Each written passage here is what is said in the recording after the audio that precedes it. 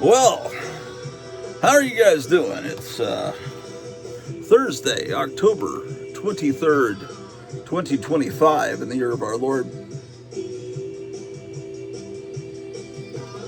Up here in the attic with our new kitten. Kitten's getting some exercise up here. Soon I'm going to introduce the kitten to the other four cats and the dog but right now she's still just a few weeks old. I'm going to be bottle feeding her in a second. Later I'll be getting some dinner. Thought I'd look at some horror comics tonight and magazines because I'm getting ready to be on a show on Sunday night.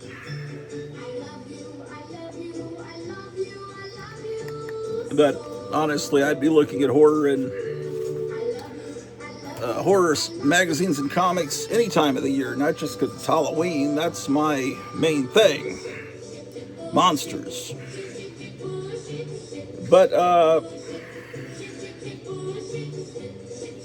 I've been talking a lot about how our society is disintegrating and falling apart lately. I think Donald Trump's doing good things. People are trying to fight against him. But to distract myself from the news, my wife likes to get distracted from it sometimes, so we'll watch things that and the streaming services are a big part of I've been complaining about lately. I've complained about HBO Max and a series based on Peacemaker, the superhero comic from DC. Originally, he was a Charlton Comics hero. I should pull out my Peacemaker comics. Anyway, there was a really good Superman movie in June, and then there was a Peacemaker show that was borderline X-rated. It looked like Bob Guccione's edit of Caligula, the stuff he added into Caligula, which is an enjoyable film. Caligula is, but it's not based on a comic book, and it doesn't tie in with Superman, a character that's been for kids for 80 years. So you go into Caligula knowing he's a bad guy, and then you can accept what you're seeing. It's not that I'm a prude. I just don't think that you should have an X-rated series that then feeds you back into the next Superman movie. To me, it seems wrong. Then we saw the Ed Gein series about the famous ghoul from Plainfield, Wisconsin. And that movie glorified Ed Gein. Instead of being I would have enjoyed an accurate depiction of what he was and how he thought and everything. But instead it was, he's portrayed as kind of this weird hero. And then at the end, he goes to heaven and does a dance number with Charles Manson and Richard Speck and all the other killers that supposedly were influenced by him. And then they show the movies that came out influenced by him, The Making of Psycho and Texas Chainsaw Massacre, and it just was it was a film that the Ed Gein series made you just feel really bad afterwards, really bad. This DJ is really annoying on the radio, man.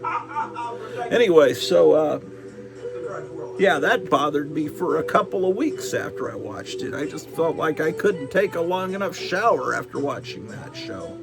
Worse than probably what the inside of John Podesta's mind is like. So then, my wife says, well, let's watch this. This show can't be bad. It's on Netflix. I know, you hate Netflix, but this is about the founding of Hollywood and the beginning of the film industry. And it's like, oh, that's my thing, man. I love that. I've read tons of books about that, and I love silent film and the history of film. That sounds interesting to see all the men that started and women with Mary Pickford, the industry, the beginnings of Universal and Warner Brothers, and all the studios we know now, MGM. And we start watching it, the opening, then the opening credits come on, and it's the music that sounds like Bon Jovi. It sounds like the theme to, what was that, Young Guns? It's like the one who did, it sounds like it's terrible music. And it's not like, it's anachronistic music. It doesn't go with the subject matter of the beginning of the film industry in the teens and 20s and before. And the beginning of the motion picture theaters and all of that. So I said, oh man, this is anyway. So we come back to it a few nights later after I have my tirade. And she says, I really want to watch this. I said, okay, well, let's get past the opening. We got past the opening credits, and we really enjoyed the series. It was really pretty cool, pretty interesting, engrossing show about all these people that started the film industry. And it gets up to, it's about 1914, 15. Oh, well, we're going to be seeing D.W. Griffith make A Birth of a Nation next. And then it never happens. And then they talk about someone else making this really long movie, and it was the first long movie. And it's like, wait a second, no, that was D.W. Griffith. Why is he not in this? And then it gets so I realize, they're just completely scrubbing D.W. Griffith, who's probably one of the main names that you would mention in the history of movies. They've scrubbed him out because his most famous movie, A Birth of a Nation, had, you would say it's more than a little racist. Now, everyone's always respected A Birth of a Nation because it was the first long-form movie. Before, movies, if they were 15 minutes, that was a long movie. They were one reel. But Birth of a Nation was like 3 hours and 15 minutes long. It was like reading a book. And it was about the Civil War, and it showed the Civil War happening with long shots of battles that were very realistic. Because, 1915, let's see. That's about 50 years after the Civil War. That would be like making a movie for us now, about 1975.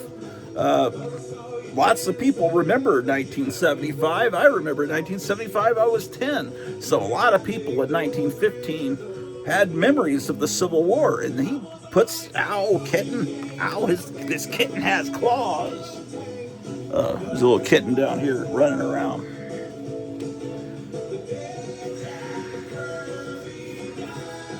So anyway, he makes a movie called A Birth of a Nation. Shows the Civil War, shows the assassination of Abraham Lincoln, the Republican president that freed the slaves. But then the movie depicts the noble Southerners, the Democrats, being besieged by the evil Republicans in Washington who take the freed slaves and put them in a position of power. And that, according to this movie, it causes all these problems for the people of the South. And they don't have African Americans play these characters. They have people, they have white guys dressed in black makeup. So that's another problem for the movie. And then the Democrats get together and form the Ku Klux Klan, and they march in this big heroic. It's a silent movie, but I'm sure in the movie theaters they had the organ players, playing marching music.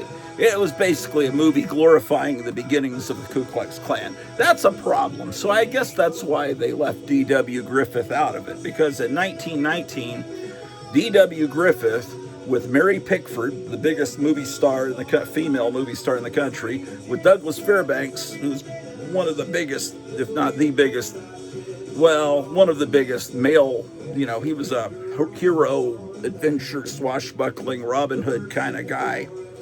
And then Mary Pickford and Douglas Fairbanks became They married, and Charlie Chaplin. Those four, D.W. Griffith, Mary Pickford, Douglas Fairbanks, and Charlie Chaplin, formed United Artists, which we know was today UA. You may have gone to a UA theater recently. That's United Artists, founded in 1919. But in this movie, you see Mary Pickford, Charlie Chaplin, and Douglas Fairbanks signing it, and the cameras are all taking their picture. The three people that formed. So they left D.W. Griffith out. Now, they could have put D.W. Griffith in the series and talked about that wasn't good. The Birth of a Nation glorifying it was based on a book from 1909 called The Klansman. So that would have been even worse if he used the original name of the book he was adapting. Oh, this cat is just running around. So they just scrubbed him from history, which is what George Orwell said would happen in 1984, and it's happening. You see it all around. You see things just being changed because we don't want to remember that person. But you know, even in 1915, there was a lot of protest, a lot of people upset about A Birth of a Nation, and so D.W. Griffith realized, oh man, I thought everyone believed the way I did, that the Ku Klux Klan after the Civil War was a good thing, and he realized, oh shoot. So he made an apology movie, another epic that was hours long, called Intolerance. And it showed man's intolerance to man through the ages. And that was a big epic movie. In fact, he built one part of it was set in 3 different times. One of them, I think, was modern times. But to me, the most interesting part took place in ancient Babylon. And he built ancient Babylon there in Hollywood. And he brought in these look at this little kitten, man. Oh my God. That's heart melting. Anyway, gigantic, full scale, not a model, of Babylon. And you can see that on YouTube. All this is free on YouTube. But and that was his way to apologize. The cat moving the camera, it's not me. Intolerance was a great movie, but anyway, Ancient Babylon was fascinating to me. I like that. And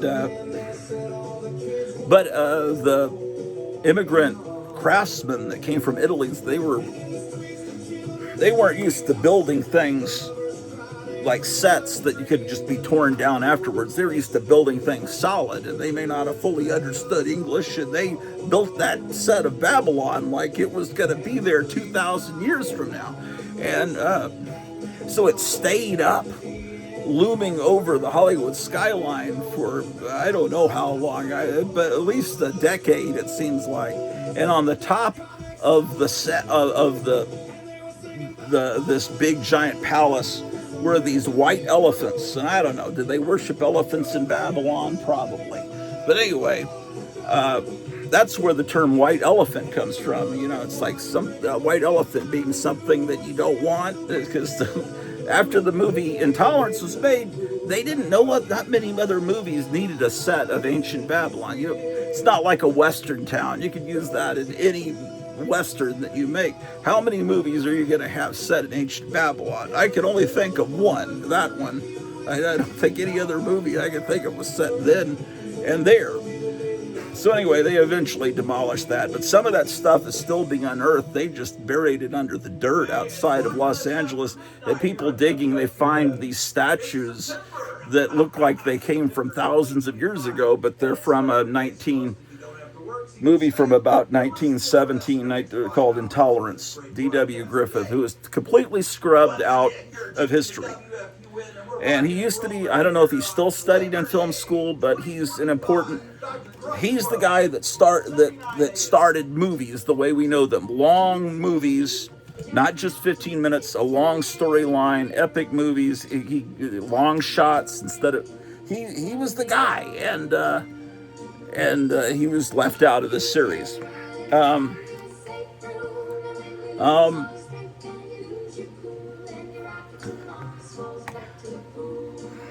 But things get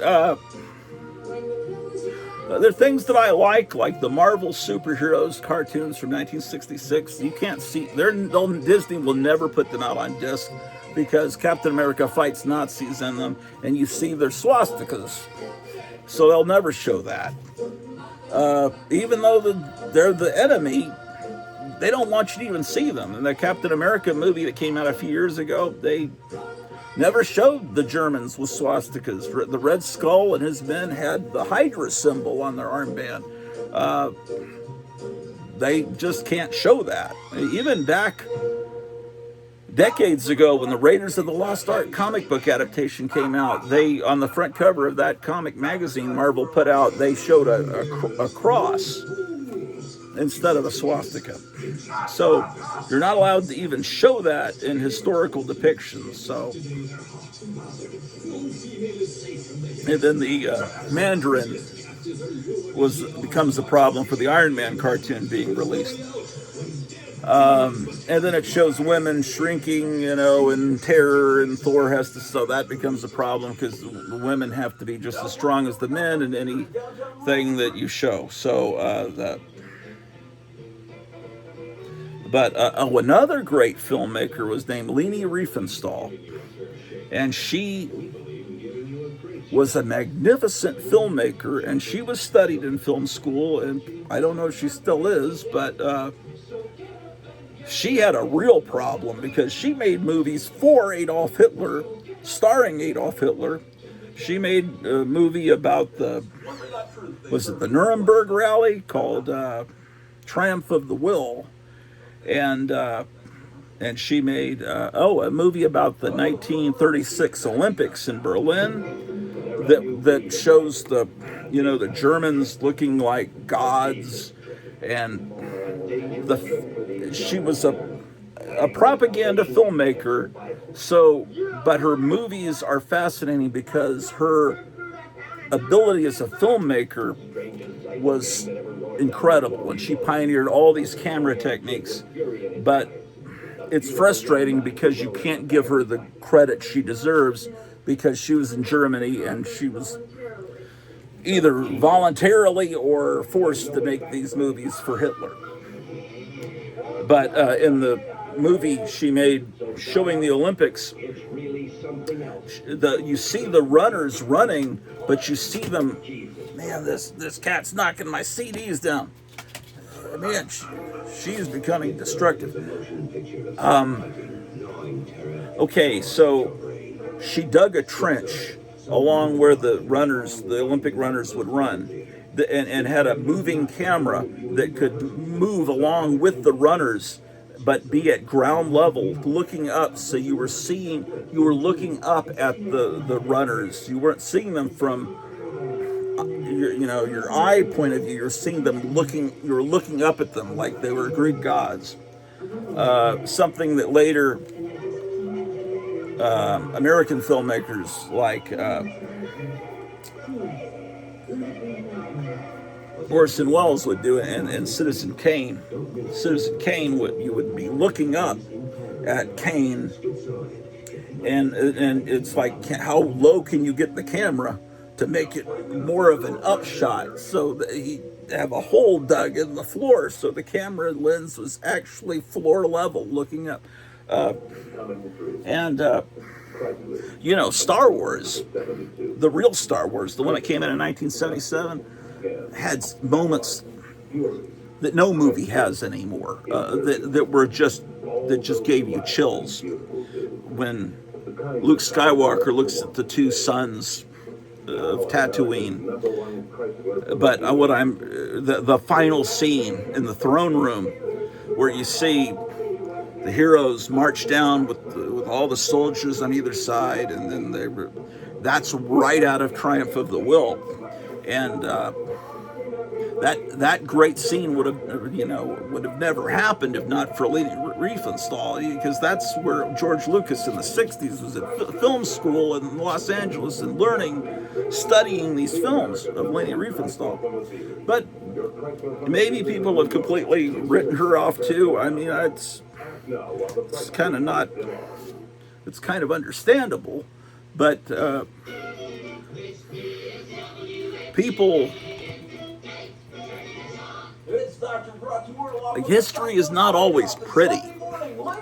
Reality is not always pretty. But if people do exceptional things, I think they should be recognized for it. This Leni Riefenstahl lived for many years afterwards and did all this great photography in Africa and stuff. And I don't think she was, she wasn't a lifelong devotee of Hitler or anything. I hear people on YouTube, they don't even want to say the word Nazi on YouTube. They say Yahtzee. That's how scared people are.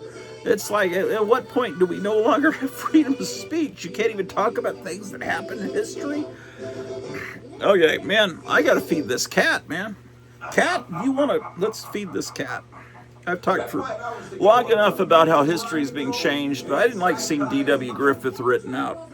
That's the other thing they write out of history, is that they want to say Republicans are racist and they've always been racist. No, the Democrats were the party of slavery, and the Republicans freed the slaves, and the Democrats have been, LBJ in the mid-60s tried to hurt the black community, and you got to read about it. You're being lied to, right, Charlotte? Okay. Or you can just believe whatever you're told and be happy. We'll see some comic books. I'll get around to it. I'll look at comic books when I feel like looking at comic books. I gotta get the milk, man.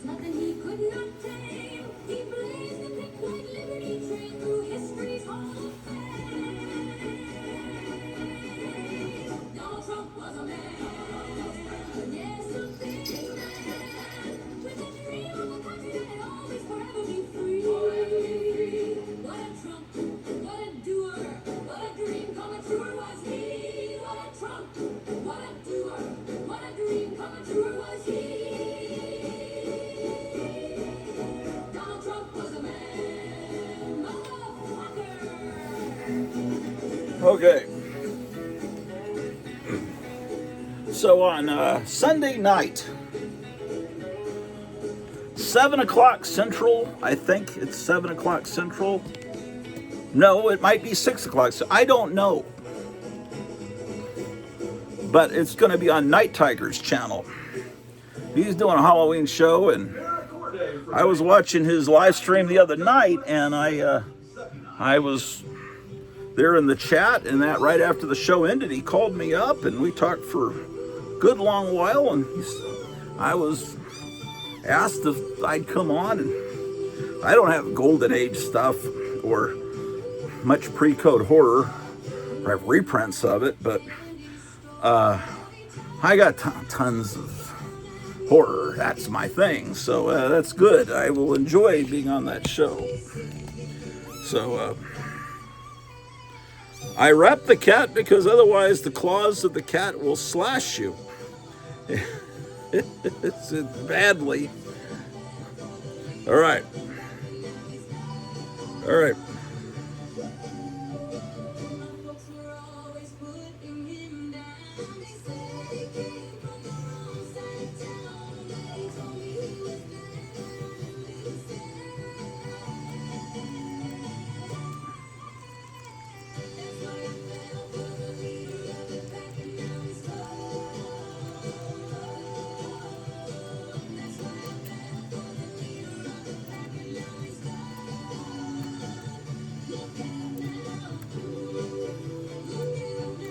I thought I'd show you some Castle of Frankenstein magazines. That was one of my favorite magazines when I was a kid.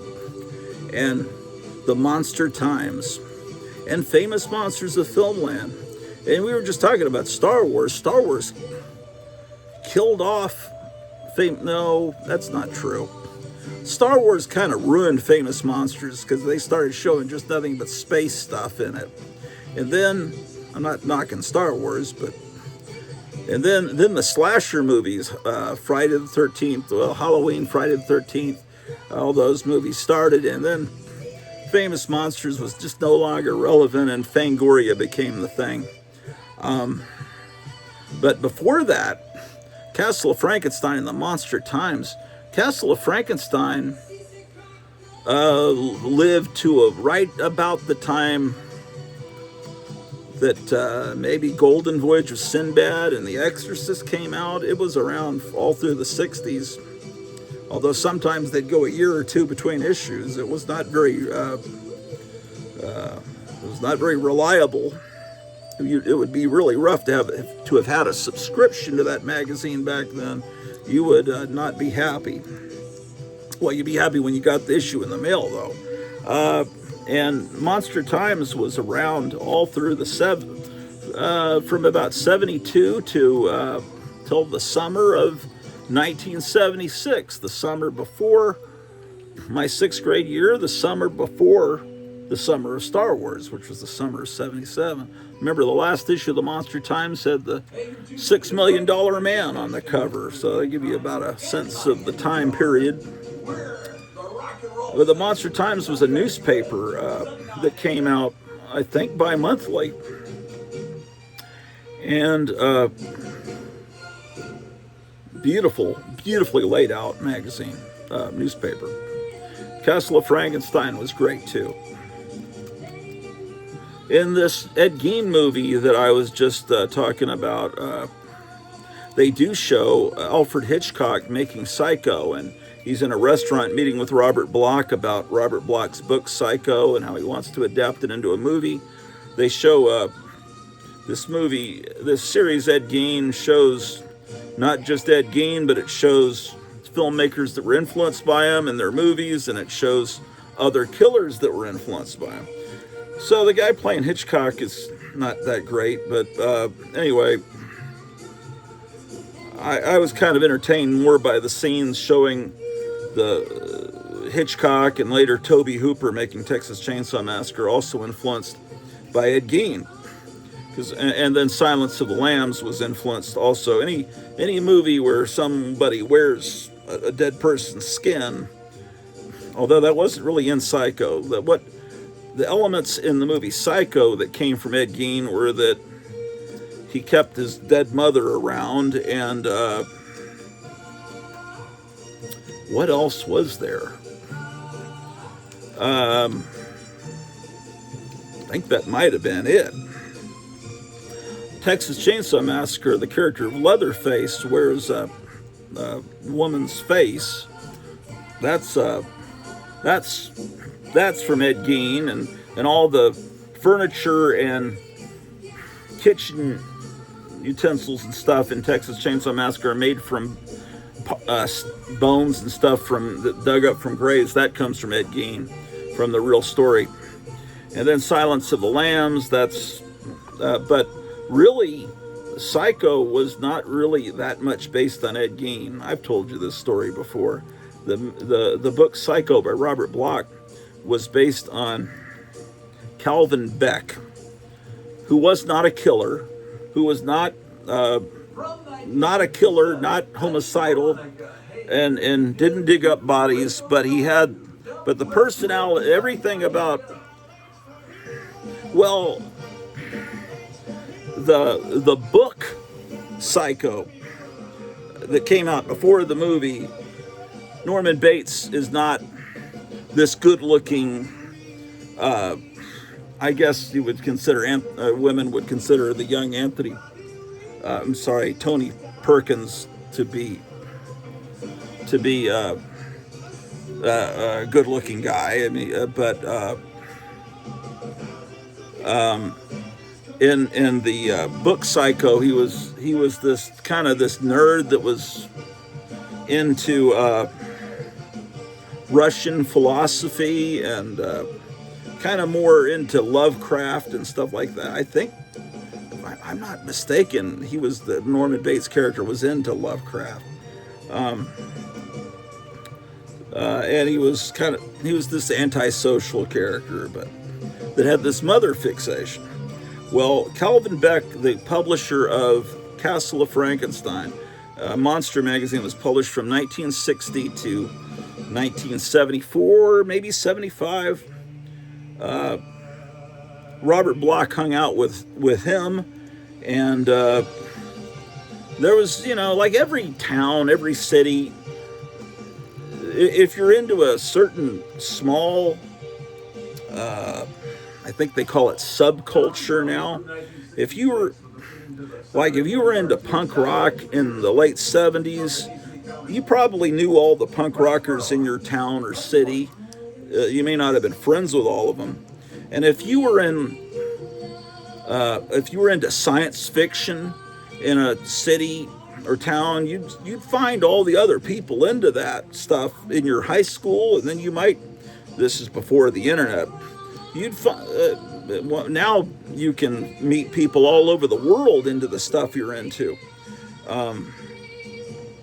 But through Zoom meetings and StreamYard. But back then in the 50s, when Robert Bloch was hanging out with his friends, he knew Robert Bloch as one of the fellow Los Angeles science fiction horror nerds that loved the old pulps. Robert Bloch being the second generation of that. The first generation would have been those people like Robert E. Howard and Lovecraft that were writing for the pulps. And then there were Robert Bloch and Richard Matheson that came along writing in the 50s and 60s. And those guys, were able to write for Star Trek and things like that, and Twilight Zone episodes. But they were kind of the second generation. And then, the first... Then there were the group of film fans in the 30s. They would eat at a Los Angeles restaurant together. Ray Harryhausen and Ray Bradbury, and they were probably the second generation. They were I don't know. They were the ones. Hell if I know, man. But they all knew each other, and Forrest J. Ackerman, the editor of Famous Monsters of Filmland, knew everybody. He knew all those people. He knew a particular science fiction writer that he remembers saying, I think there's money in starting your... I don't even want him to talk about that because... we won't talk about that. But... Anyway, so everyone in that group, when they read Robert Bloch, when he put out the book Psycho, everyone in that group of friends knew that Norman Bates was based on Calvin Beck, because the thing that made Calvin Beck Norman Bates was his personality and his mother. He had this mother that was from, I don't know, Romania, some Eastern European country with a thick accent, that was totally devoted to her son and wanted to be everywhere her son was. If he took a college class, she would audit the class. She would which means she'd sit in the class, but not get credit. You'd have to pay to get credit, college credit. But I guess you can just sit in the class, and that's what she'd do. She'd be in the back watching her son. And if he got invited to a party, she'd finagle a way to show up at that party. So all these guys remember Calvin Beck's mom showing up everywhere. So, and then I guess when Ed Gein got caught, Robert Bloch must have thought, man, this is like the next logical step for my friend to be like this Ed Gein guy, keeping his mother around after she died. They were just so devoted to each other. And it's...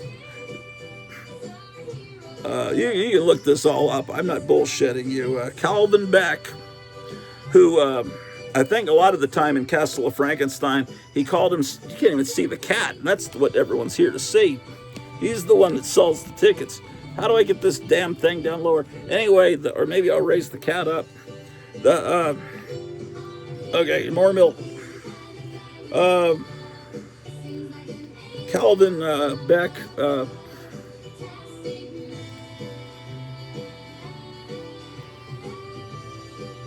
only here at the Hotel Orloff can you hear music about Plastic Man.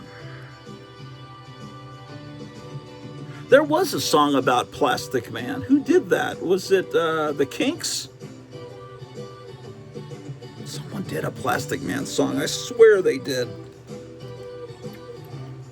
Paul McCartney did a song about the Titanium Man, but it was after the Beatles. That wasn't a very good song. His last hurrah was like Band on the Run and Live and Let Die, and then there's been a good 50 years of shit coming out of Paul McCartney. And I don't understand how that has. Some people really believe that he did die and the whole Abbey Road thing was but I don't know. Some people just think it's the use of marijuana destroys enough brain cells, or maybe you're only born with a certain amount of talent, and then you exhaust it all in your 20s, and then after that it's just like la la la la la la la, love is good, la la la la la, and it's like wait, this is the same guy that did that great shit in the 60s with the Beatles. What happened to him? I don't know.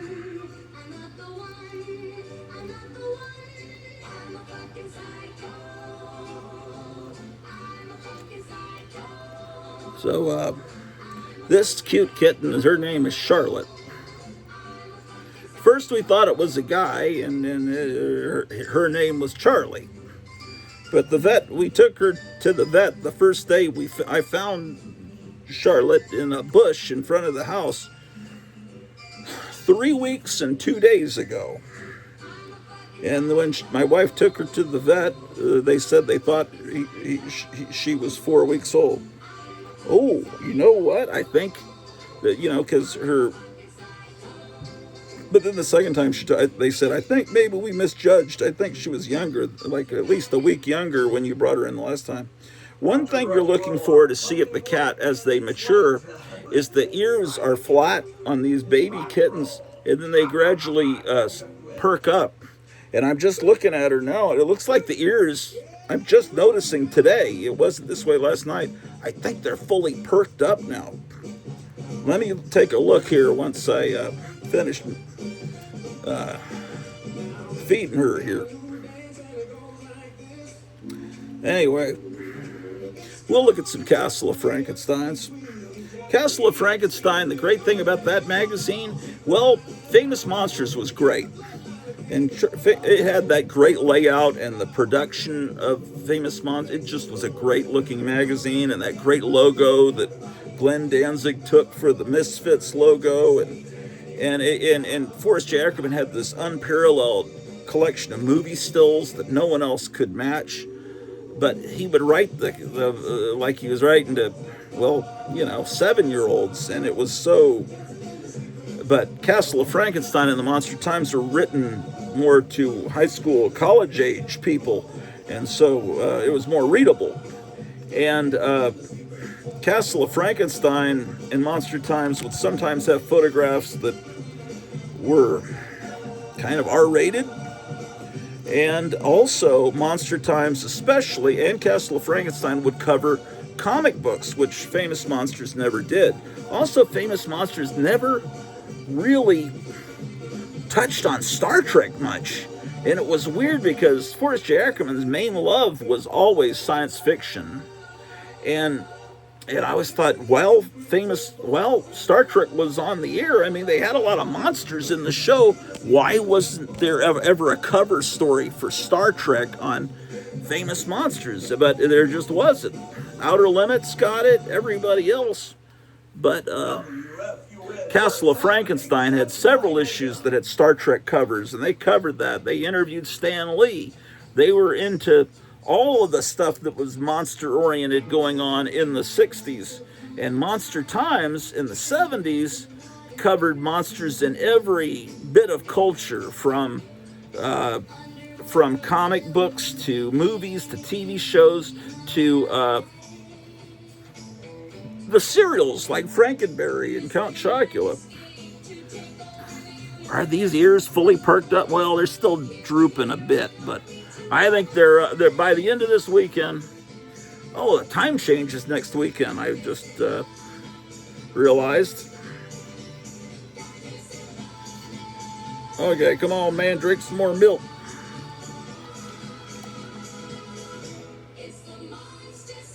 Well, this morning it was in the 30s. I've already got the heater going. It's working. That's good.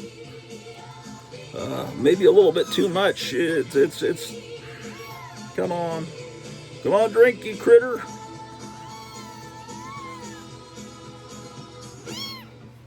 Maybe she's done with the milk.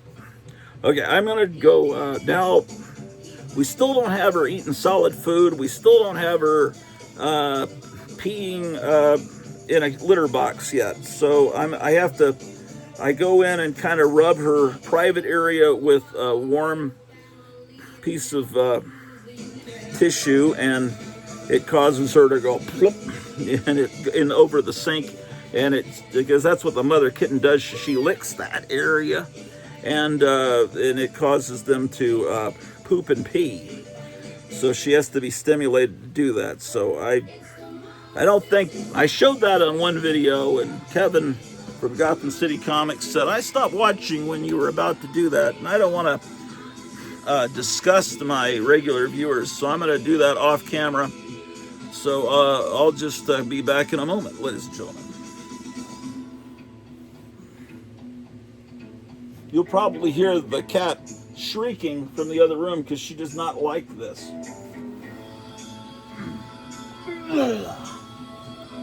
I'm still having a lot of pain in my feet, man. It's rough getting old.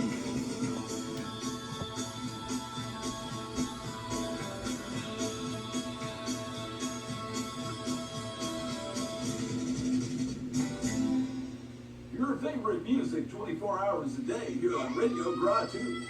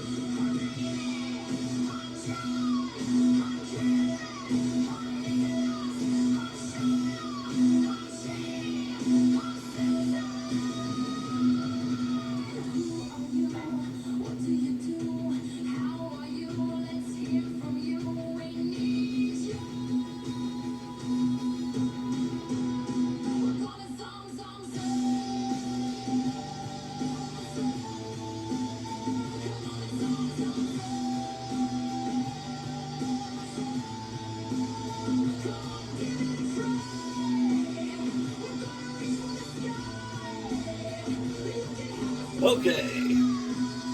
Well, still some tea left. How about that, ladies and gentlemen?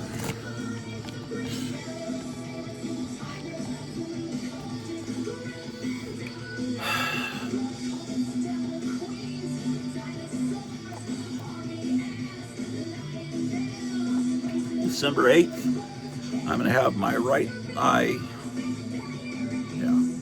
then December 16th, my left eye done for cataracts.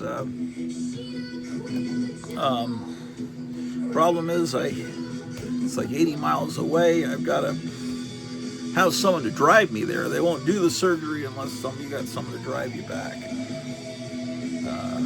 I've got someone that volunteered to do it that just had cataract surgery done, but I'm not sure how. He's a great guy. I'm not sure how much I can rely on that. So we may have to fly my mother-in-law in to drive me, because I just don't know anybody. Hey, I'm over here, there. Okay, let's look at these books.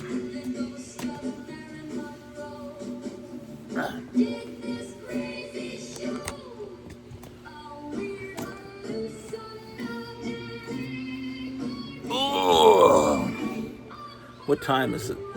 I don't have a clock up here, as you know, that's a problem. Unless this clock's accurate, it might actually be.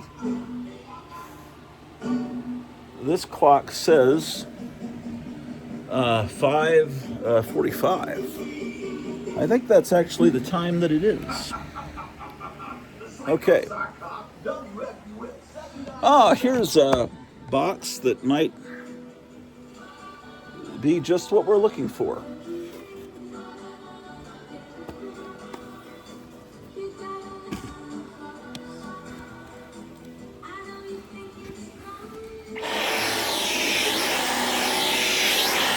Vacuuming real quick. Where'd that little cat go? Oh, the cat's over there in the bathroom.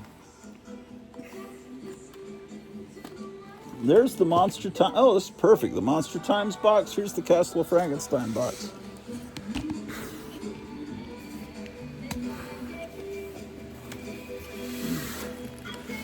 Okay. Let me move the camera. We'll look at my Castle of Frankenstein collection.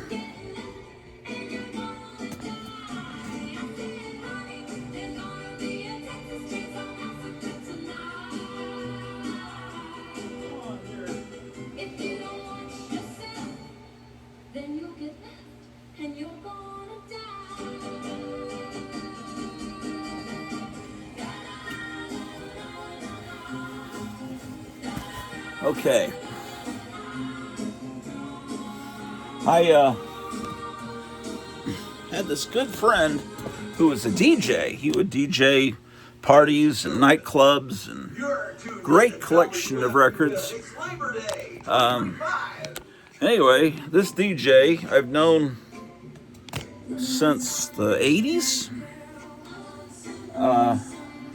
He passed away about a year ago. And I saw a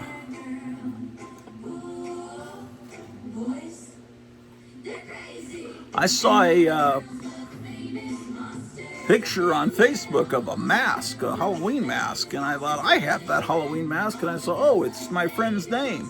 And I bought my Halloween mask from him. And there, of course, like I think I told you, he died.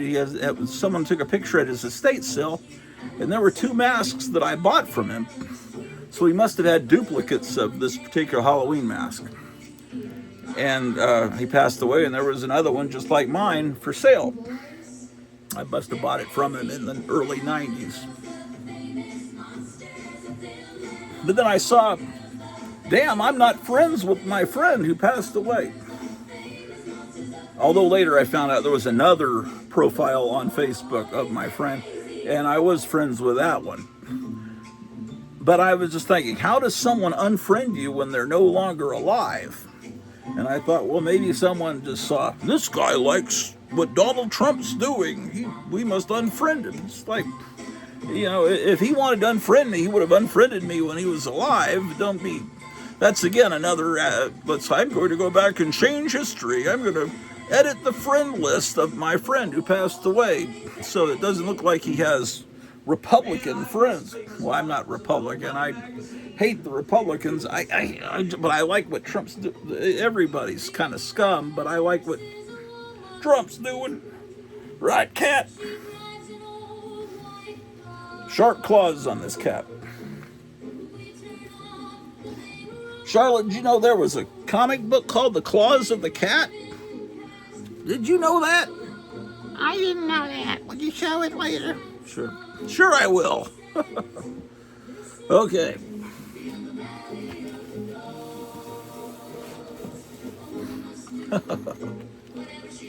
Well, there's people are starting to make videos now. Night Tiger is pretty consistent about it. Captain Strangeliffe made another video. I watched most of it last night. I'm going to watch more here in a little bit. Yeah, man, I'm happy about that because for a while no one was making videos, and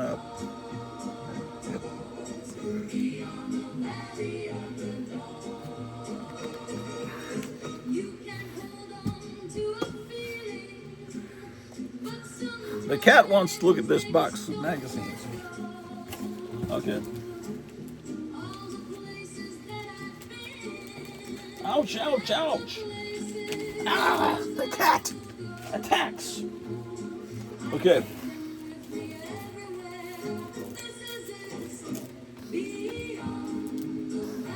Now, this is the first issue of The Castle of Frankenstein. Oh, the light's over here, isn't it?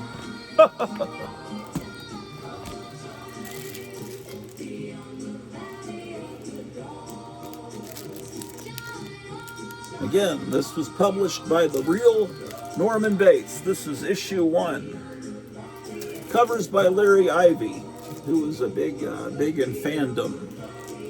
I believe this is from 1959, 1960. Seems like there's one that's called the Journal of Frankenstein that predates that, but that's the first issue, Castle of Frankenstein.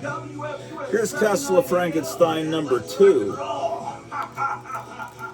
Recently, this in the 90s, I don't remember who brought it back. Someone did, and they even got Larry Ivy to do some covers. But it was so bad that I never bought a copy. To me, it was not the original Castle of Frankenstein. But recently, someone started it again, and it might be the same people. It's the people that put out Scary Monsters magazine, and now it's great. I think it's a worthy successor. And it makes me happy to see this magazine that I mourned back in 4th grade coming back. And you can get it at, well, I was getting it from Kevin at Gotham City, but then the Diamond distributor went kaput. You can still get it at Barnes & Noble, but I think Kevin said he's a new distributor starting up, so maybe he'll be able to get it. What am I talking about? No, he can get Castle of Frankenstein, but he has to order it from the couple that put it out. He actually calls them, and if he gets 10 magazines, if he makes an order of 10 magazines, so he can get 5 Scary Monsters and 5 Castle of Frankensteins, then they'll ship them to him. But he said, but if he gets that many, it's very unlikely he'll ever sell them because there's not many people, even you out there in television land, you probably don't buy these magazines, and people don't buy them. They're labor. It's a labor of love. I don't know how. I think Barnes & Noble needs magazines, so it's almost like I feel like they finance people that will put out magazines so they can have a magazine section. I just don't think people read magazines anymore. I don't have that confidence in people anymore. Here's Castle of Frankenstein 3. But I've never had confidence in people. I've always thought that if I like something, everyone else is going to hate it. It's going to disappear and be canceled. I've learned that as a kid, when Kolchak the Night Stalker was canceled. I realized that nobody likes what I like. The stuff I like is canceled, or they stop publishing it. Here's so when I saw a preview of Raiders of the Lost Ark about a month and a half before it came out in theaters. I saw they used to have sneak previews. I saw a preview of Raiders of the Lost Ark. I went with my mother to see it, and afterwards I told my mother that movie's great, but no one's gonna like it. They're not gonna accept it, and the average person's not gonna. And then I was wrong. I was wrong on that. This is Castle of Frankenstein number 4.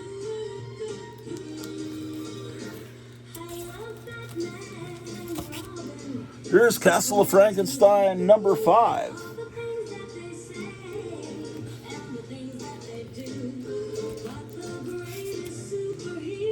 Number 6. They're trying to make it look like a fan magazine, like one that would have Elizabeth Taylor on the cover and Medusa. But the captions and everything are right out of one of those Hollywood magazines that would have, all the latest movie stars, In fact, this one even is more obvious because it says, does Liz know about the night that Burton turned into a monster? It's just total parody of the magazines that are also on the racks. This is number 7. Number 8. Oh, look at that. Cover Batman and Robin. So you can tell about the time period. This is right as the... And then I've got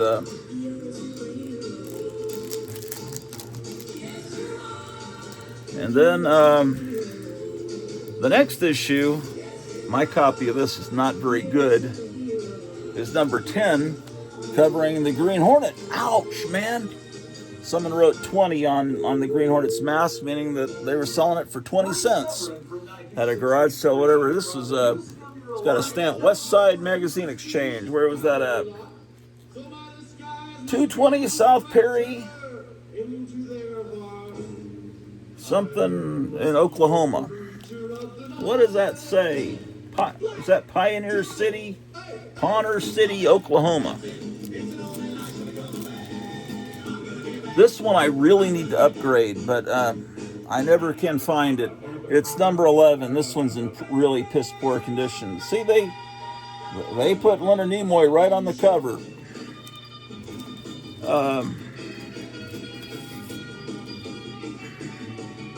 And then we're up to 1968. Planet of the Apes, Dark Shadows. This is number... So you can see they're moving really quick through the 1960s, because this was put out kind of consistently in this period of the 1960s, but there were times when it would go a year and a half, at least a year between issues coming out. Here's number 12. We're up to 1 million years BC. Still have Spock. See, they're covering Marvel now. Oh, I have 2 copies of this one.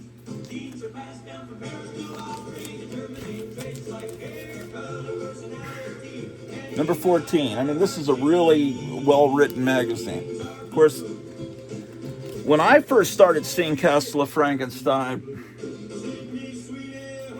it was a little bit later. See, this is still in the very late 60s with Yellow Submarine. I think I remember seeing this one on the stands. There was never a character like that in Dark Shadows, but it should have been. With these painted covers, this was 17.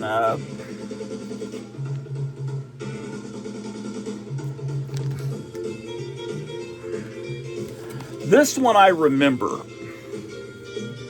It's got a Ken Kelly cover. This one is one of my favorite covers of all time. Night of Living Dead, because it's just that's just everything I love in life right there in that painting. I wish I owned that painting. Okay, so I remember seeing that one. So that's probably from about 72. And I remember seeing this one. I wasn't allowed to buy it by my mother because if you flip through these magazines, there's maybe occasional little glimpses of nudity and stuff in them. They didn't stick. And Calvin Beck, the publisher, was very political. He was kind of a hippie, and so he's got his political point of view very much in there. This is a cover that it folds out to be. What do you call it? 23. You're up to Golden Voyage of Sinbad. See how quickly we're going through 2 decades? We're up to issue 21. And then number 22, The Exorcist. They didn't release photographs of Linda Blair from The Exorcist, so people had to go to the movies and draw her from memory. They did the same thing on Famous Monsters of Filmland. Basil Gogos had to paint her.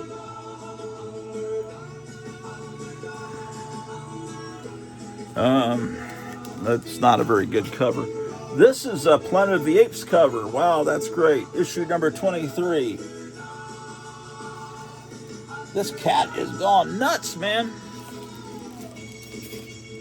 Oh, another copy of the same one. Man, if I ever find these for like a few bucks, which I would buy them. Number 24.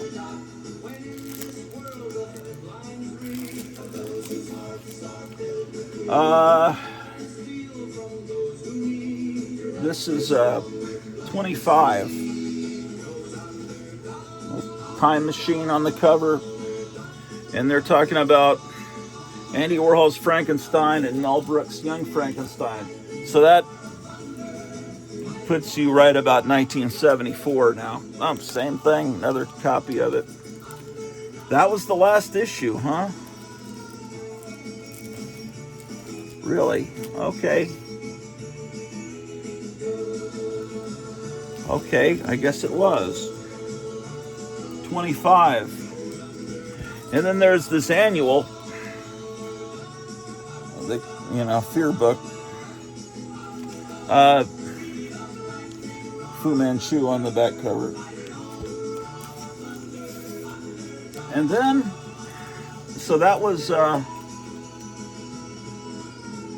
25, and then they made some in the 90s. Other people did. And then they brought it back recently, and the first one I got of the new run is number 37. But now it's square bound, and it's a big, it's kind of like a book. But it looks very much like what we saw in the 70s. It's like it just had never ended.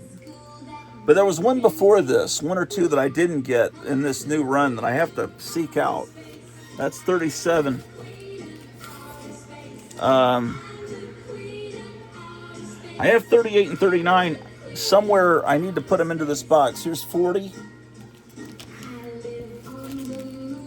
All right. This was a good magazine called Cult Movies. Now this magazine, Dave Stevens has become really big lately. And, well, he's always been big to me. But, damn, man, look at this. This great picture of Vampira. I got to put these in bags of boards anyway. What people that don't know about Dave Stevens is he did covers for cult movies. Like, see that painting of, that's a painting, not a photograph. See the DS? It's Dave Stevens. So if you're a Dave Stevens completist, one of these Johnny-come-latelys, you got to seek these out. This is also a painting done by Dave Stevens from the house on Bear Mountain. Anyway, so he was friends with the people that put this magazine out. Here's another Dave Stevens painting. It looks like a colored photograph, but no, it's Dave Stevens. Oh, this is, Atlas Seaboard did a Famous Monsters type book, and it was called Movie Monsters. Let's look at this one. Man, this cat is really frisky. Batman Bolt. That's B-O-L-T.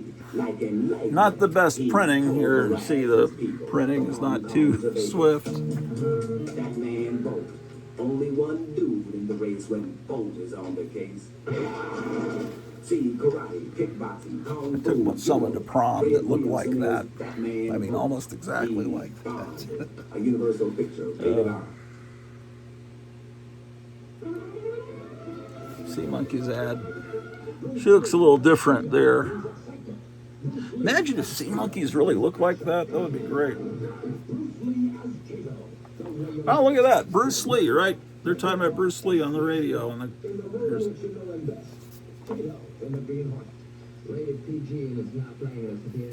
yes, indeed. Planet of the Apes. What a wonderful time. Discovering Planet of the Apes as a third grader.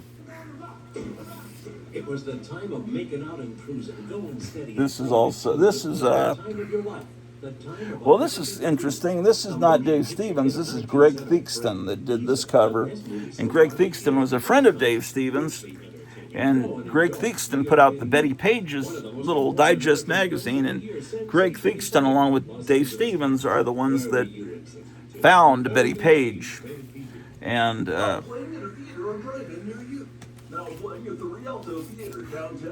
this was a British magazine, but they'd import it into the United States. Halls of Horror.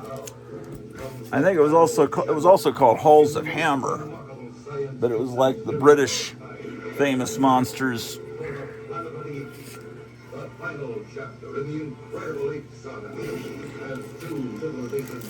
That's a great cover. Yeah, buddy. Of course, this is a great magazine, Psychotronic. But you probably already know about that. Castle of Frankenstein.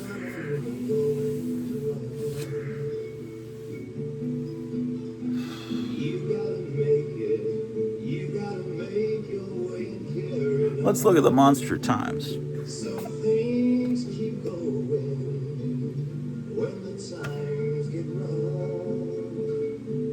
We've been going an hour and 7 minutes.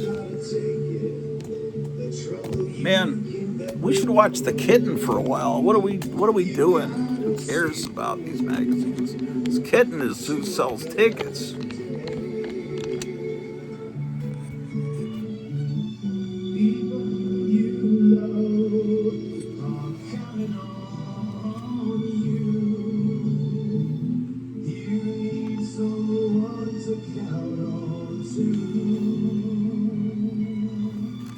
Oh no, you fell.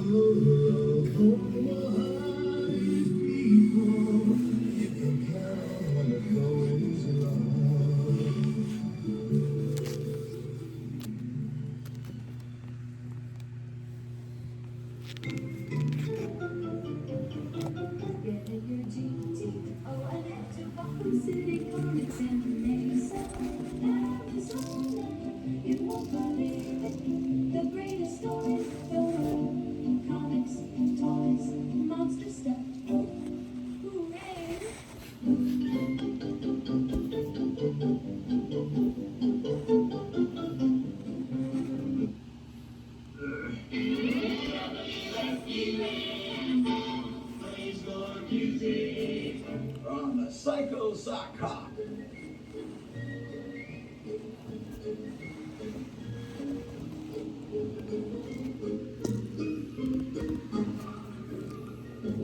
Here he comes, the champion, the victor of them all. One of the most notorious, the greatest of them all.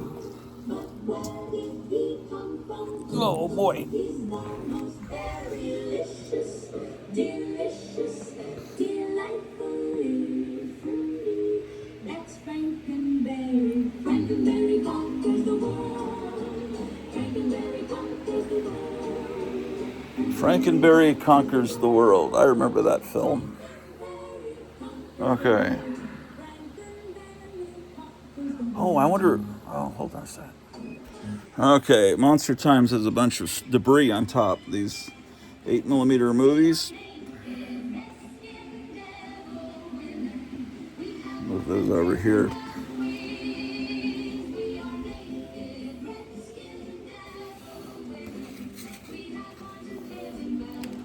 Oh, here's the full page ad for Star Wars from May of 1977. I clipped out and later laminated from the Fort Worth Star-Telegram. I've kept it all these years. Here's a John Goris painting of the Blind Dead. I need to get that framed or do something cool with it.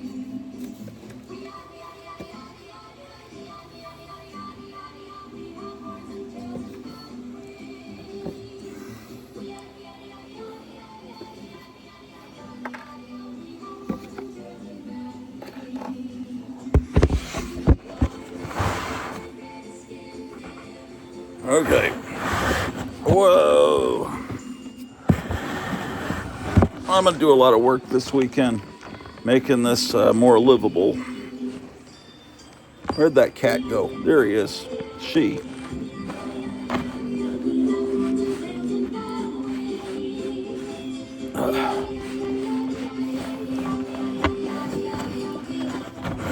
Okay.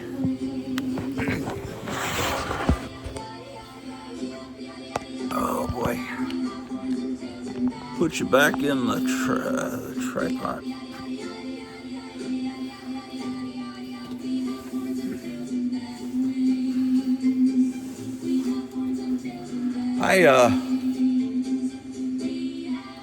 Yeah.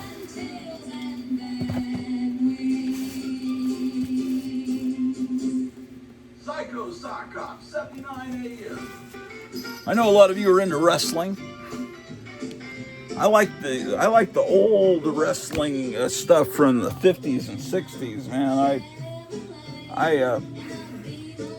I never really got into wrestling. I don't know. I didn't grow up with it because where I was living, they had wrestling coming on at 10:30 at night. And I wasn't allowed to stay up that late on Saturday night. And if I was allowed to stay up that late, I would have been watching Saturday Night Live. So I just didn't grow up with wrestling. So, but I think the old... Look at this guy, man.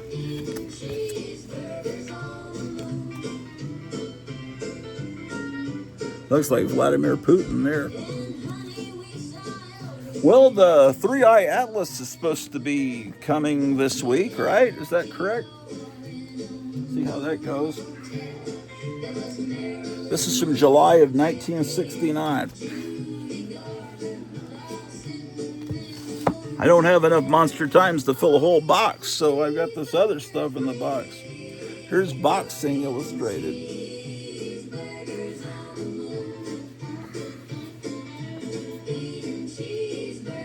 This is actually boxing mixed with wrestling.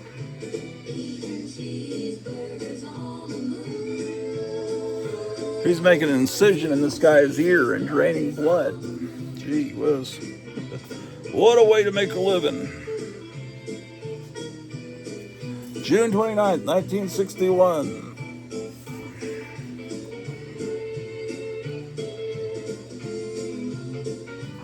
Fascinating.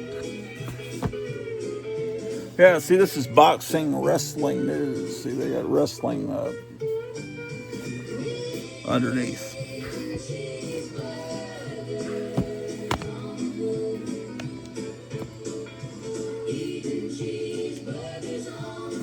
Yeah, my mother was a stickler about bedtime. There's Sonny Liston.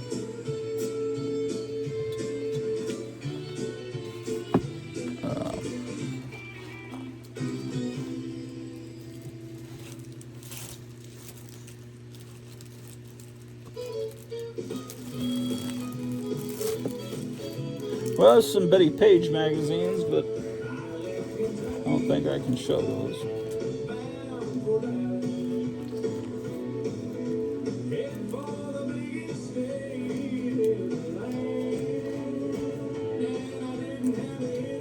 There's some issues of Fangoria in this box that should be in the Fangoria box.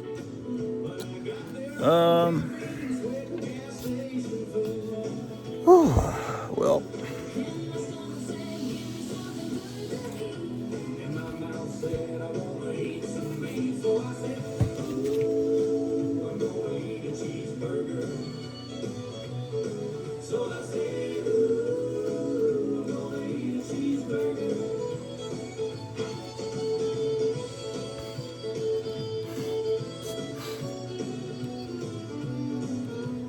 just a moment.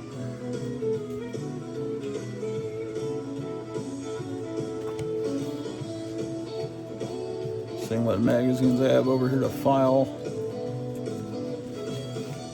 Okay, fantastic.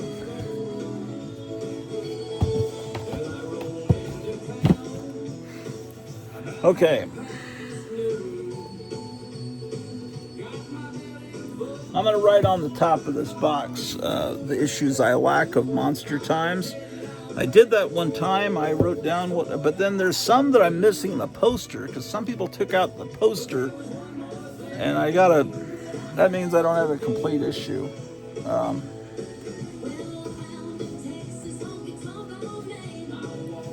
Well, I thought I had a copy of issue number 1. I guess I don't. That one has King Kong on the cover.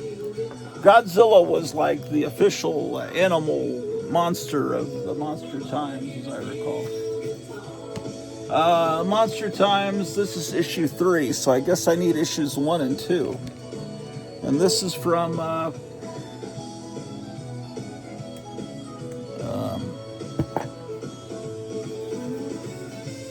opens up to this. See, Rolling Stone used to have this exact same format where it looked like this. Oh, come on, stop knocking my CDs over, you little cat.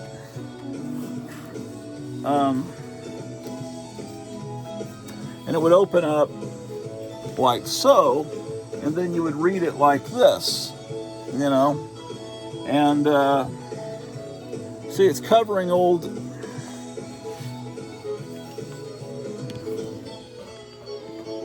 Where's the best optimal place to put this? WN 79 AM. I'm your host, Dr. Grottu Orloff. See, it's not stapled, it's just put together like a newspaper. See, it covers Golden Age comics. And this is probably from about 1972, 73, this issue. It's 1972.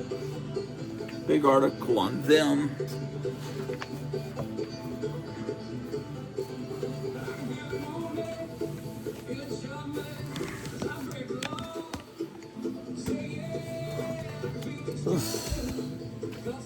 Anyway, yeah.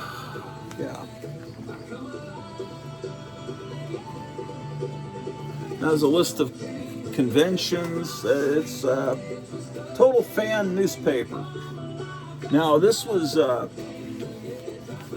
production designers of this had worked on. There's a tabloid newspaper in New York City called. Well, it's called Screw with all Goldsteins. It's a dirty newspaper, but it had, even though it was filthy, it had great artwork because the people that were designing it went on to this knew about comics. So they would get people like Wally Wood and there'd be a lot of great comic artists in that magazine that is very offensive. So anyway, I gotta write this stuff down, man, because then I don't know what. So I need issue. I'll write need. I don't give a shit. I'm just writing on top of the box. Need 1 Monster Times.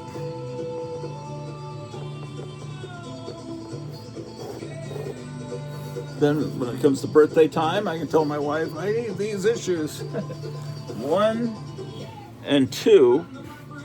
Then I have. The next one I have is 6. It's a zombie issue. Oh, I've got some that are bagged and boarded like with big. They're probably over there with my treasury editions. I just remember that. So, but anyway, we'll assume that I need 4 and 5. Oh, and then this is an issue that's kind of sought after. Number 10 is an EC issue, and as this is when people are really going nuts over EC 6. So I need 7, 8, and 9. I remember seeing this issue on the stands. This is obviously when the Tales from the Crypt Amicus British movie came out that adapted stories from Tales from the Crypt, and it was followed up by Vault of Horror. This is a big EC issue, and look at that. I want you for the EC Con. There was a big EC fan addict convention in 72. Just look at this layout with they're showing how like movies are influenced by EC, you know, the Beast of Blood ripping his head off, like the foul play ball game, and ouch. Anyway, they're just showing it's just nothing but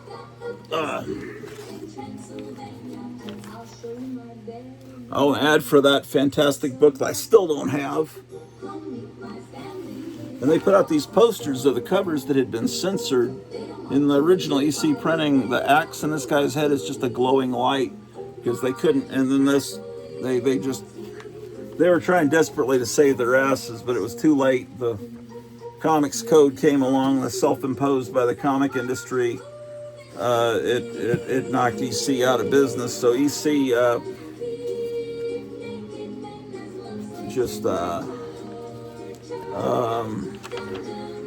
anyway, the whole issue is like an EC issue. Fantastic.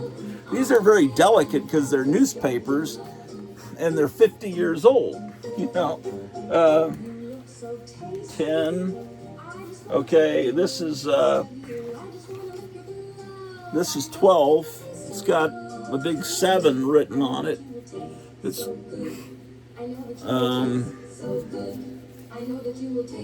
Marvel, Planet of the Apes, everything I loved, everything I still love. At this point, on sale every 2 weeks. Can you imagine? But I wasn't allowed to buy it, well, because my mom, you know. Let's see, 12. I'm not knocking my mom. She was doing what she thought was right. Now I see with Netflix and all this perversion that's being thrust at us, and kids are being influenced by TikTok. Now I realize my mom was really right all along. 10, so I need 11. If you've got a comic store with these, all of filled with Monster Times with issues I don't have, let me know and I'll send you some money. Help me out. 10, 11, 12. Okay. Because this has always been my life's dream to complete. When COVID happened, my wife, for my birthday, bought a bunch of Monster Times from mycomicshop.com. That made me really happy. Here's 13. Okay, so that's 12, 13.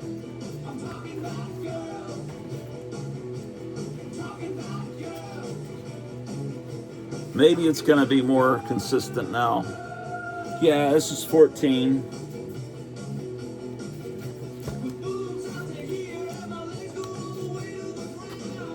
And then this is, that was 14. I'm missing 15.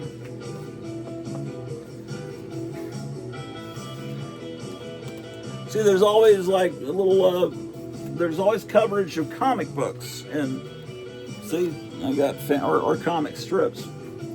Okay, so I have 16. What is this one? Ooh, this is 18, so I'm missing 17.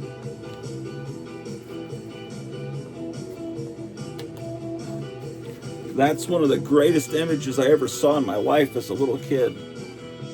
I was like their subscription ad here. See, they're covering comics consistently.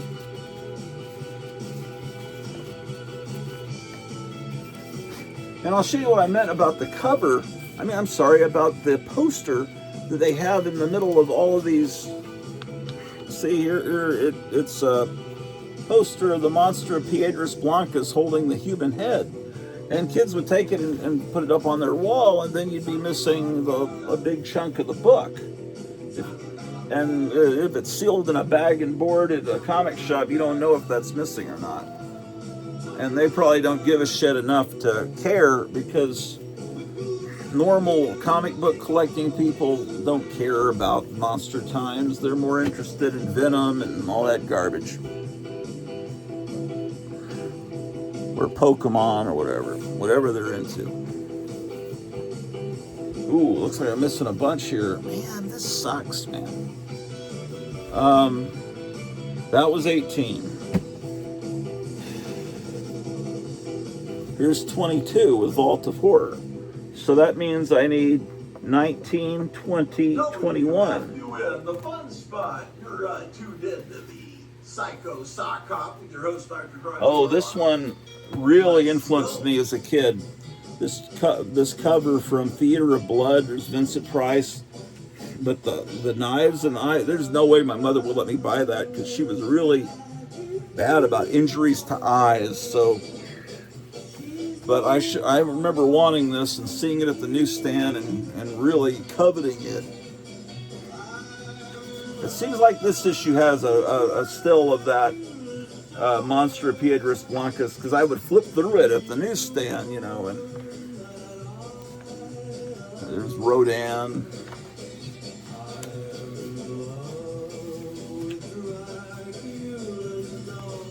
Look at that. That's on the set of Battle for the Planet of the Apes. That's Paul Williams looking at the Monster Times. Do I not have that Planet? There's a Planet of the Apes issue. I don't have that. I don't.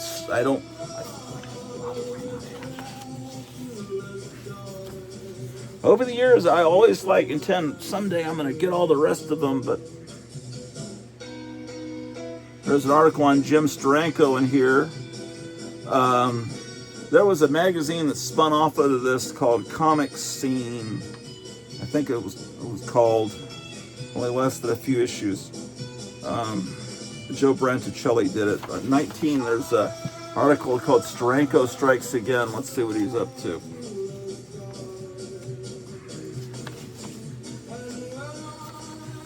Here's the poster for this issue. It's Rodan.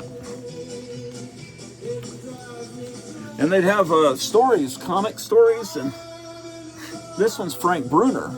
It's early Frank Bruner stuff, because he started as a fan artist, and he was already published at DC or Marvel at this point. I think that was something older.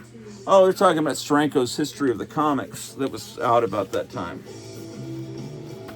Okay, so that's 24, July 73. That's when we were moving from Virginia to San Antonio, and I remember seeing this at every newsstand as we went across the United States. 24, 25.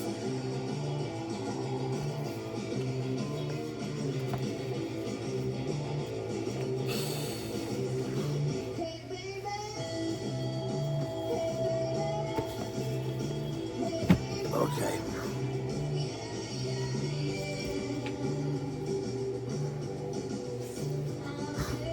Oh, this is, they're out of order, man. Here's issue 19. Look at that, it's out of order. So I need to cross off, I don't need issue 19. Why are my magazines out of order, I ask you?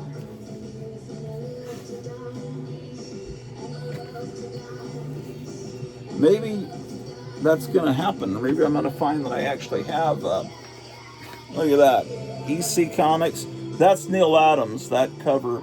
That's the, that's from,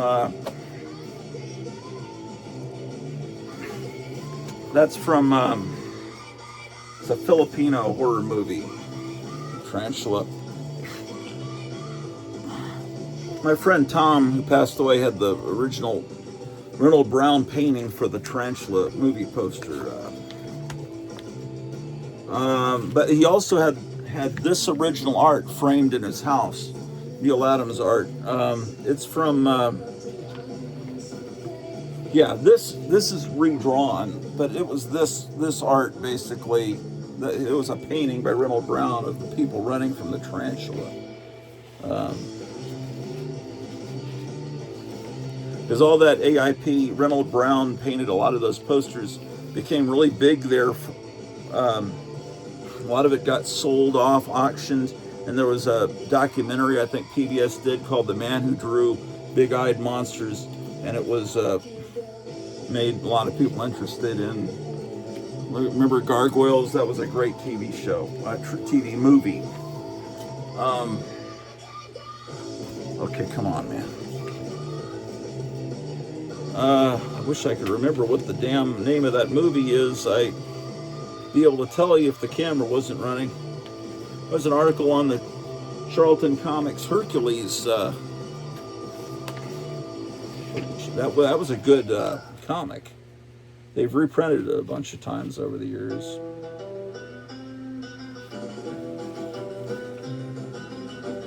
It had some name like Blood of Ghastly Horror. That wasn't what it was called, but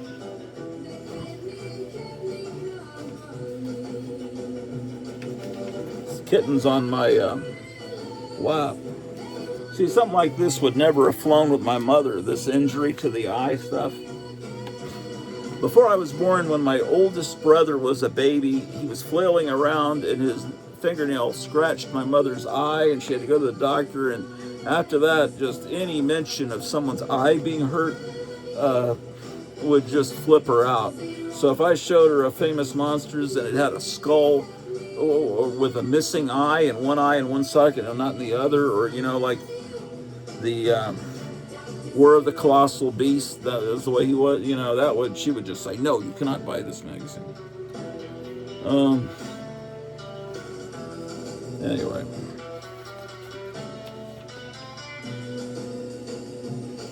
I don't know, man, but anyway, he owned this original painting, drawing. This is 19.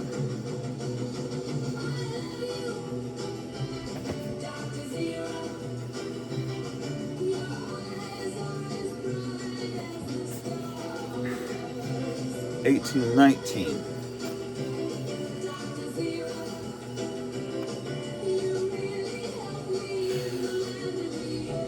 $22, $24. We saw those. Oh, okay.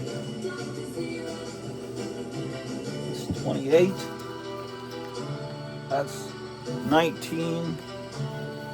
Oh, this is a pain in the ass. I wish I hadn't done this. $25. Yes, from 1960. It's better to not know you don't have a bunch of them. 5. So then 26, 27. I need those. The Grottu Orloff Show. Here's 28. They're covering plastic. This one feels a little thinner. I'm wondering if this is missing the poster.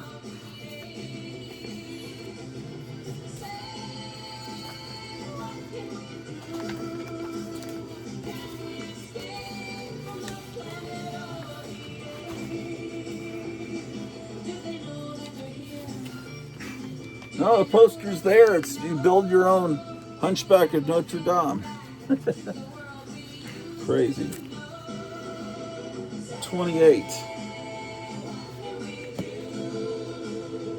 29.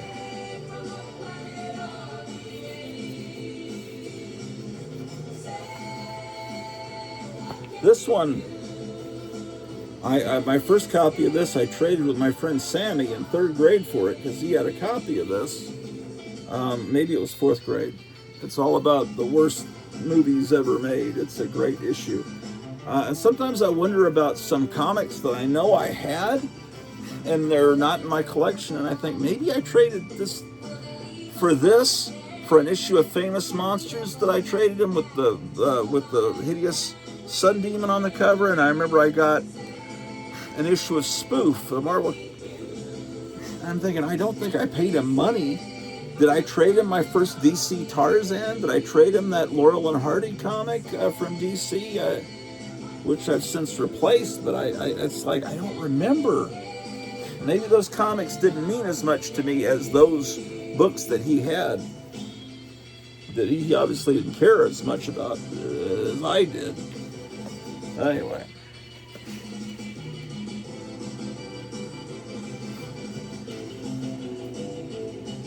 '27.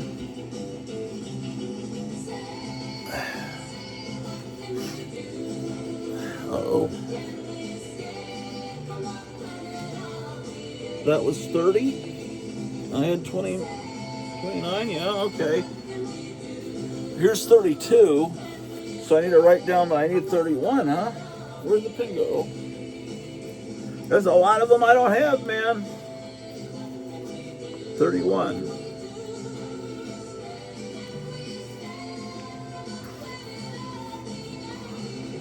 31, 32. That looks like the animated Godzilla, but this is years before. It's when Bruce Lee died.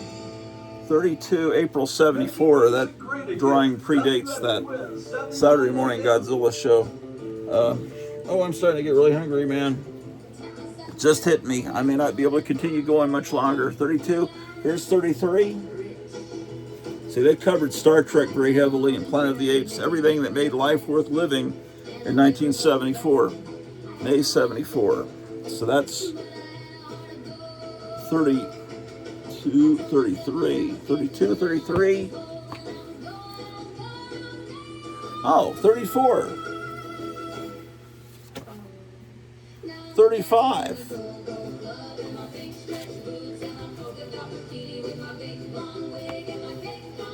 Okay. Now it's starting. Maybe I'll have a continuous run to the end. No. 30, 35. This is 38, so I need 36 and 37. 36. 37. How could you resist this? You got Gamera, you got Planet of the Apes, you got the Spectre. 37. 38. That's the guy I'm talking about that my mother would have flipped out over. Look, got a covering of Conan. 38. Ooh, I'm missing 39. Here's 40. 41. Okay, what was the one I was missing? 37, 38. I'm missing 39. I think it only got into the 40s. There's only a few left here.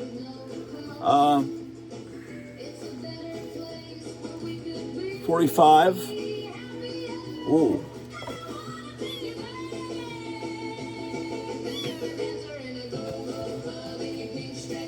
I'm all confused now. 41. And then this one with Barbarella is 45. So I need 42, 43, 44. Let's see, Jaws. 40, 45. My mom said, you're not going to buy these monster magazines until you're a certain age. And then I got to be that age. We moved to Arlington, Texas. And there was a bookstore at the Forum 303 Mall. It had everything, and I bought this there, and this is the final issue, 48, from July of 1976, and finally I was able to buy Monster Times on my own, and it was the last issue, never to publish again. And and Castle of Frankenstein had passed away not long before that. Let's see, 45. So I need 46 and 47.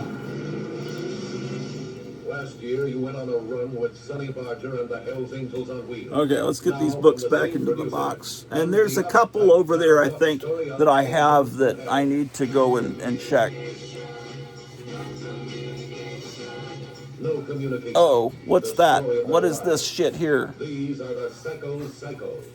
Rebels on wheels, living a legend of violence. Oh, there's some more What they here. want, they take. What they don't want, they take apart. Oh, I didn't see these. 42. And they call themselves Angels from Hell. You haven't Cross seen a out motorcycle 42. picture till you see Angels from Hell. In color, starring Tom Stern as 43. leader of the pack who says everybody's got rights. Captain Kirk, We Star take Trek ours. Exorcist. Angels from Hell tells it like it is. 43. Cross that out. Now playing in a theater or drive-in. And this is 44.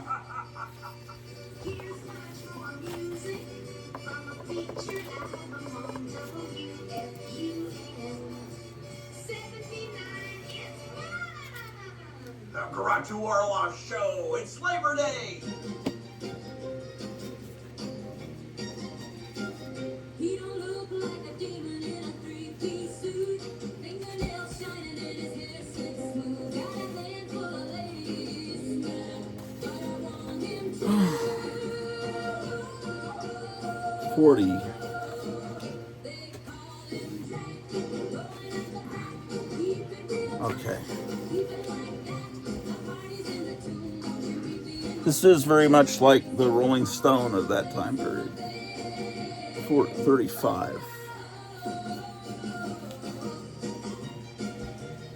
He was raised in the back of a Cadillac, preaching from the Bible that he calls his stacks. He's a bad motherfucker and he loves me back.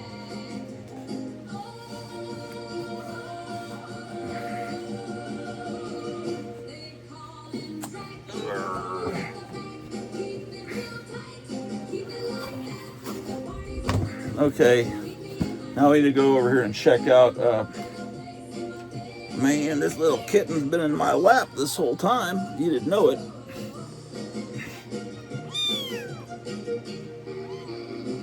Why don't you wander around and get some exercise, man? Okay. Oh, my wife's calling. I better end this show quick, but let me go check the other WFUN. place where I think 79 AM. might be The Grottu Orloff Show. some. My wife ordered some record albums, and I need to unbox those.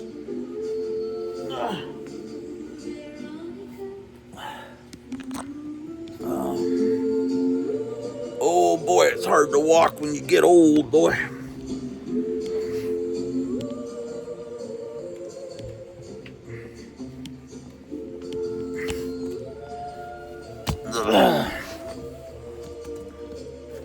Okay.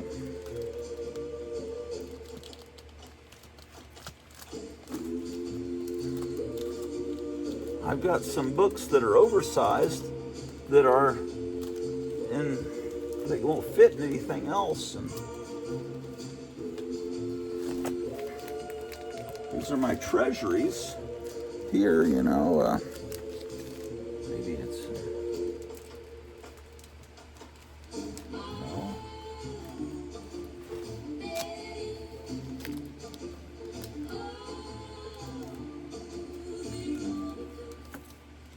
Okay, that's a facsimile.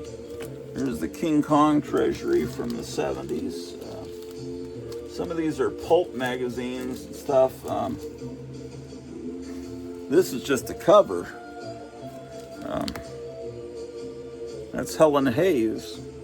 When she was young, you might know her as the little old lady in the movie Airport from 1970, but Hey, it's Grottu Orloff. this one, Rock and roll all there's day here on Lily St. Cyr. Labor Day.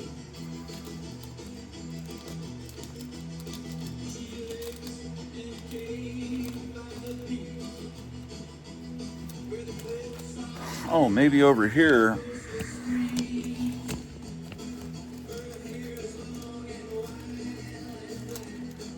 Oh yes, here's some more.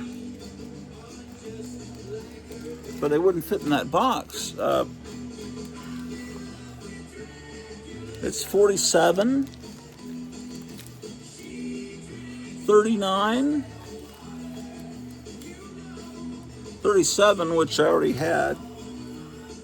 and another copy of 10. So 47 and 39, I need to go cross those off. 47 and 39. 47 and 39.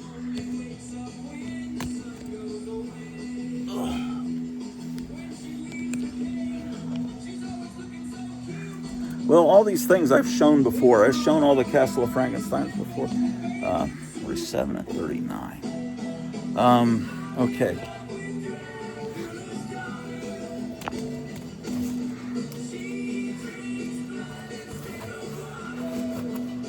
'47 was the second to last issue. 39.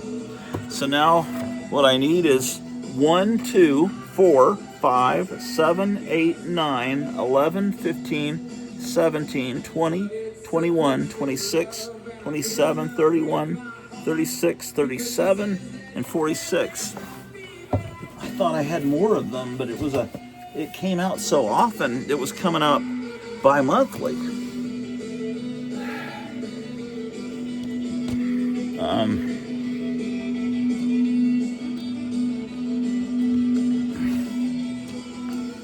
Let me start winding up. Where'd the kitten get to? You gotta get her back into the cage, and then, oh, there she is. And then we'll take her back downstairs.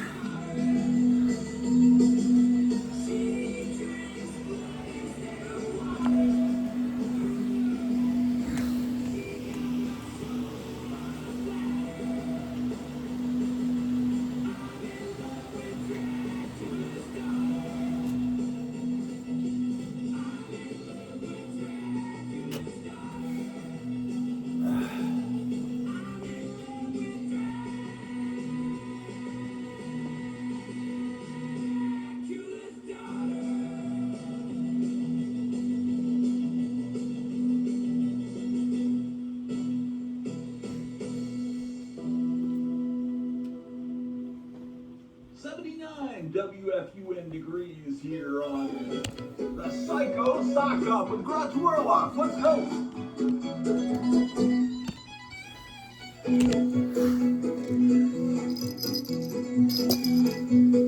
Okay, where is the kitten?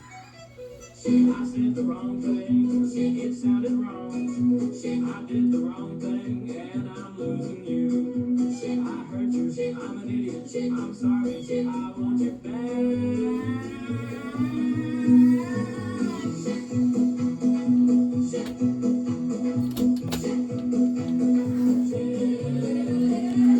Well, I have a 3-day weekend. I'm off tomorrow and Saturday and Sunday, and worried about David Wilcock. He comes on doing a live show every Sunday, and then he didn't come on the last 2 Sundays. He had some big wildfire near where he was on the mountain he's at in Colorado, and he was all, I guess, depressed or scared, and he's trying to recoup. I guess he's going through something. And I guess everybody is from time to time. I've been through some rough times lately. I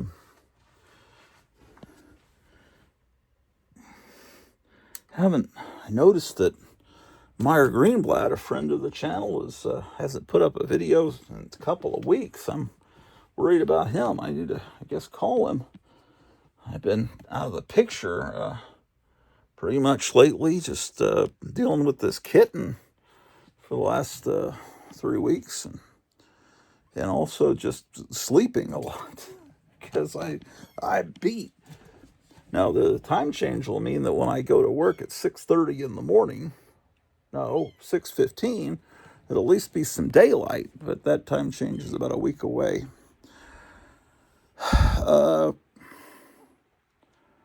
Well, let me pause for a second. Well, we're back.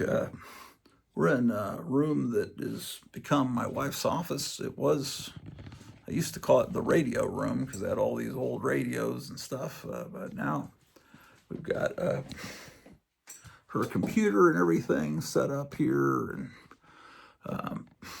Anyway, she got a package in the mail yesterday. I need to open it to make sure everything's in good condition. Uh-oh, here comes the dog to chase the cats.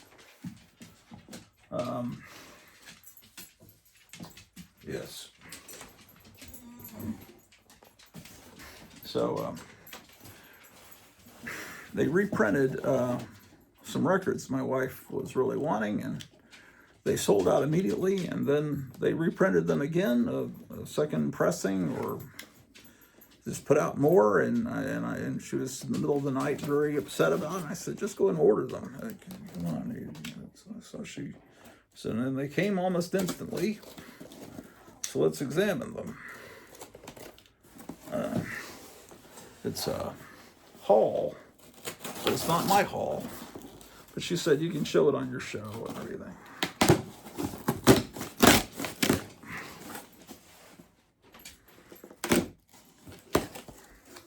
Oh my gosh, I hate this kind of, well, it's all right.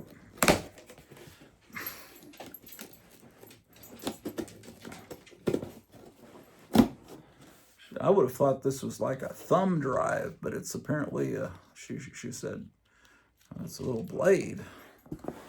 Okay, so looking at the package, it's it looks like that. This kind of cardboard.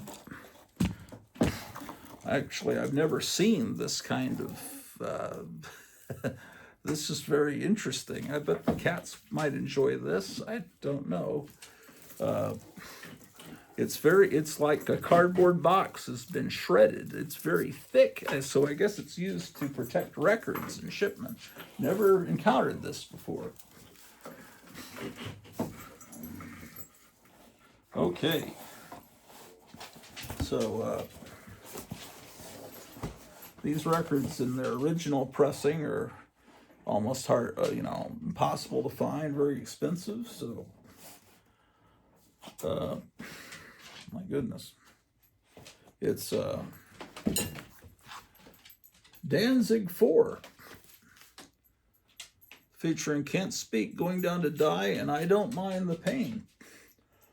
Those were originally Bing Crosby songs that Danzig did a cover of. Just kidding. This one, oh, that's H.R. Giger. Danzig 3, How the Gods Kill. Now, Danzig is a big comic book person, giant collection of comic book art. Danzig wanted to play Wolverine in the X-Men movie, and it didn't pan out. He would have been a better, guy that played him was great, but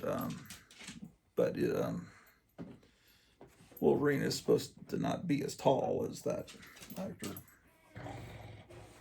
My gosh, Drew the dog's making devil noises. Must be influenced by these albums. Danzig, this is a 1990 album featuring Killer Wolf and Her Black Wings. Danzig 2, Lucifuge. Very Doors-inspired cover. Okay. I used to know a guy in high school named Marty. And Marty was looked like that. And he was the soft-spoken guy. He was always meditating. He did Tai Chi, Kung Fu.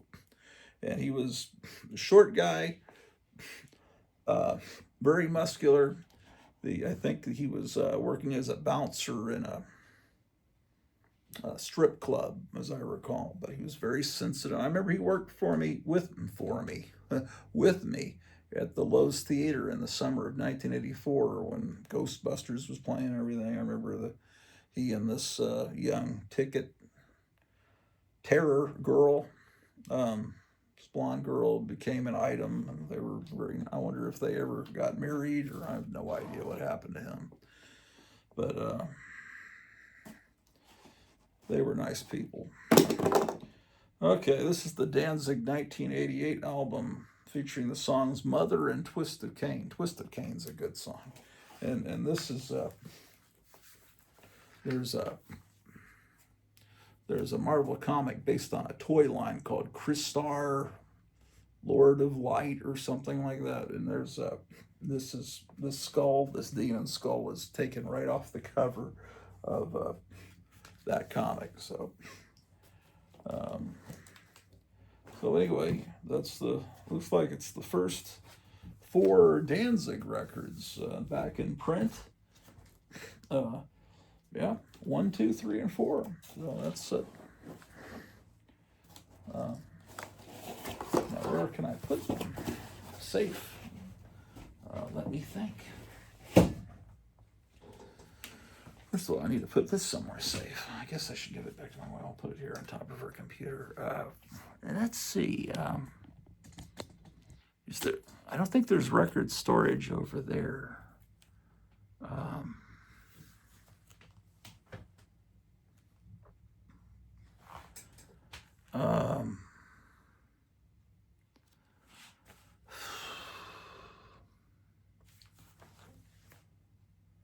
I don't want to put him. It would be real bad for him to put these in with my records. That wouldn't go over well. Let me see. Let me think about this. I think for right now, I might just put them in this closet over here.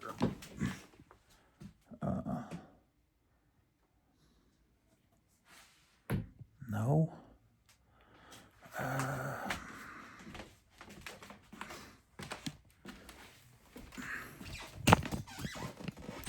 Oh.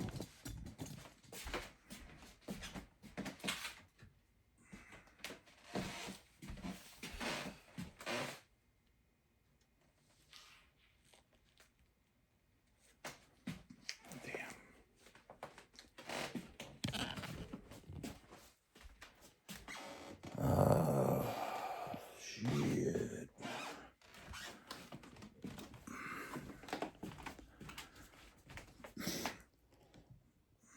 I don't want to put them too close to the heater. You know, we got the heating system on because it's so, gosh darn, cold at night.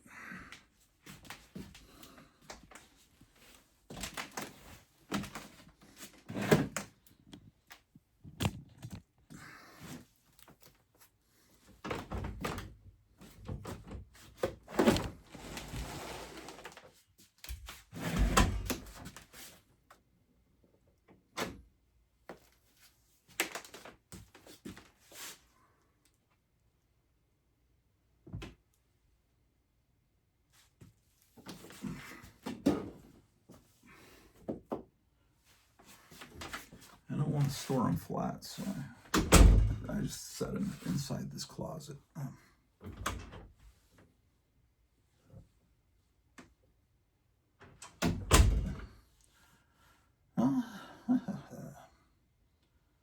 Is there anything interesting to show you here?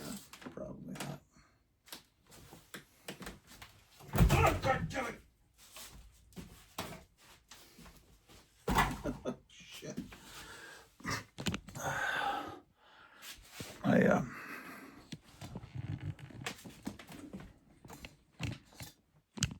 I turned around and bumped into this thing.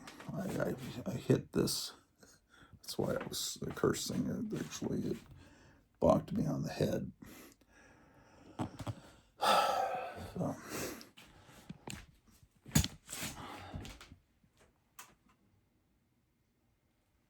I don't know what's going on with that, but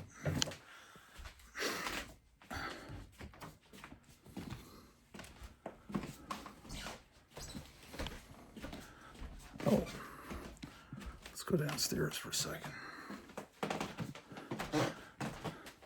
Looks like the lens of this camera is kind of dirty.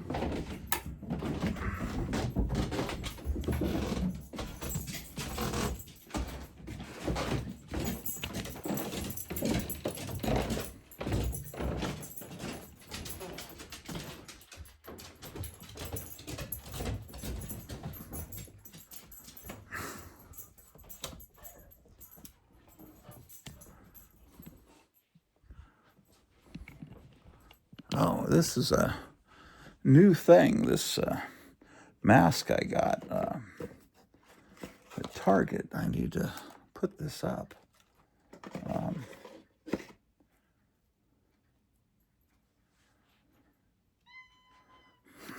Let's give the cat some treats.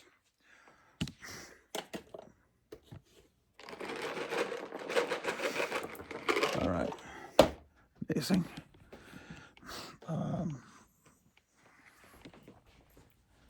Well, I have a Captain America Marvel Masterworks reprinting. I think issues 7 through 10 of the original 1940s Captain America comic book coming. I've got I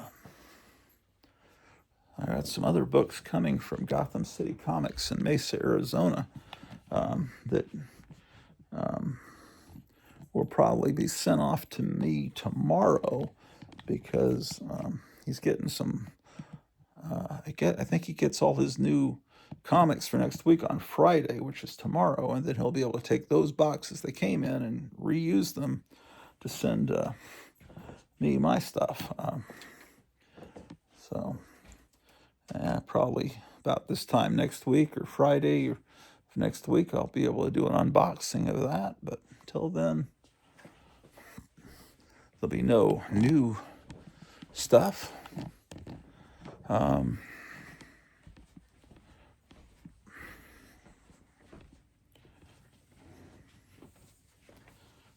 man, that looks real bad.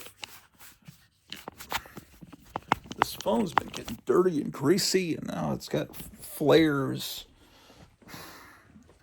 Gotta give it a good cleaning. This is the extent of my omnibus collection. I got the first Spider-Man, 2 Fantastic Fours, and the first Hulk.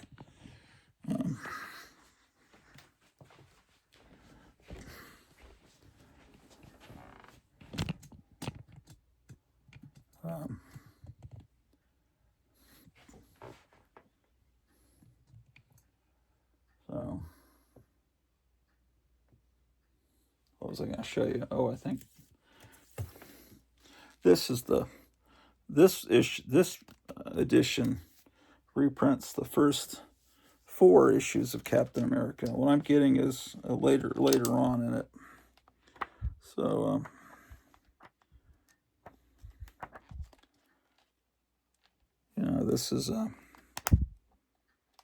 this is going to be fun to read when it shows up. Anyway.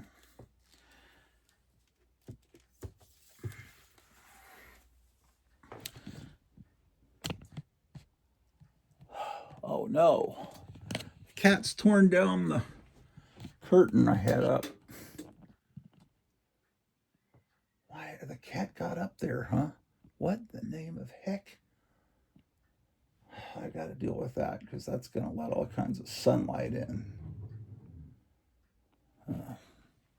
Sunlight being a natural enemy of.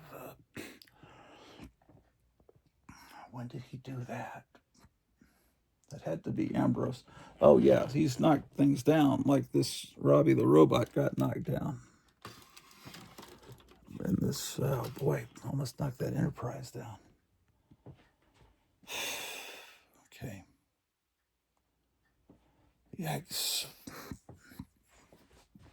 That's something I got to do, is fix that tomorrow.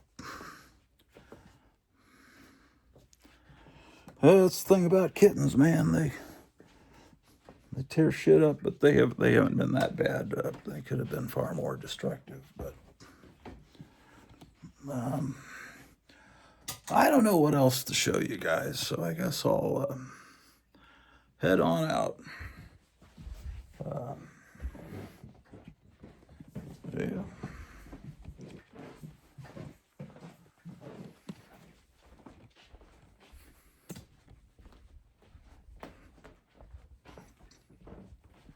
There's a Christmas tree.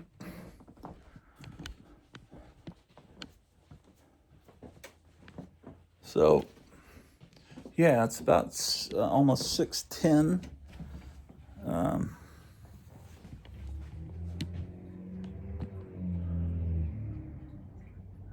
nothing of interest to show you. So I'll be heading out. I'll be doing a radio show soon, like real soon. So stay tuned for that.